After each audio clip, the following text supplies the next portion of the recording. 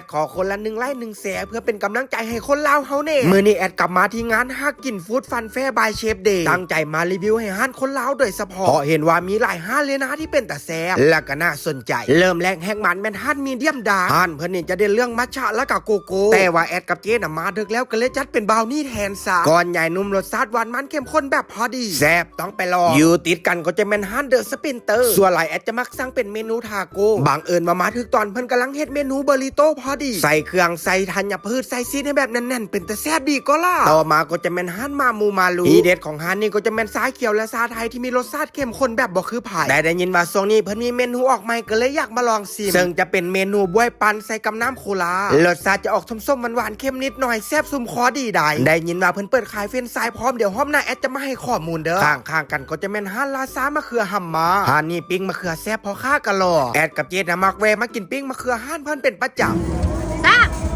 และอยู่ติดกันเลยก็แม่นฮั่นหอมมาลาฮั่นนี่แม่ค้างามปิ้งหอยก็เป็นตาแซ่บปิ้งหอยนางรมฮ้อนๆช่ำๆใส่กับซอสมาลาแล้วก็ใส่เส้นร้อนกินหอมรสชาติเค็มๆนัวๆแบบพอดีแล้วก็มาต่อที่ฮั่นนี่จะเป็นอาหารเกาหลีเด้อแอดนำมาเห็นเพื่อนออกบูธประจำกับฮั่น JW ตอกโบกีข้างๆกันก็จะเป็นฮั่นปิ้งจีแอดเห็นแม่เพื่อนนับเงินอยู่เลยบ่ได้เข้าไปกวนแล้วก็มาต่อที่ฮั่นนี่ฮั่นอ่อนอั่วทีเด็ดของฮั่นนี่ก็แม่นก้อยกุ้งและก็ก้อยแซลมอนแอดน่ะถึกใจแห้งแซ่บจนต้องได้กลับมาซ้ำบ่เสือเราไปย้อนคลิปเบิ่งโลดก่อนหน้านี้ก็ไปกินมาแล้วนอกจากนั้นฮั่นเพิ่นก็จะมีหอยแครงกุ้งดองปูดองและแซลมอนดองถึกใจสุดก็แม่นแม่ค้ายิ้มงามเด้อข้างๆกันก็จะแม่นฮั่นของหวานที่ขายขนมและช็อกโกแลตตามกระแสชื่อว่าฮั่นปังว้าวอยู่ใกล้ๆมีฮั่นทาโกยากิพร้อมมีหลายไส้ให้เลือกก้อนใหญ่ๆเป็นตาแซ่บกระดอของโปรดแอดเลยได้นี่นะมาต่อที่ฮั่นนี่เชื่อว่าหลายๆคนต้องฮู้จักกับฮั่นลูกชิ้นแซ่บบ่โอเจ้าของฮั่นก็ใจดีเพราะแต่เห็นหน้านักเลงตอนกระตักให้ซิมโลดลูกชิ้นงัวบ่โอ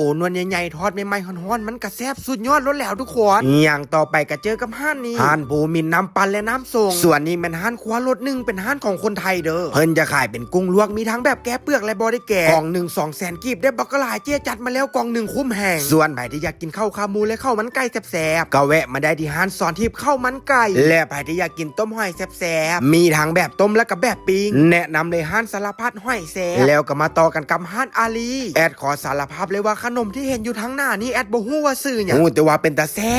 บก็เลยจัดไปหลายกล่องเตอและฮั่นนี่ก็ได้มาพ้อกันประจ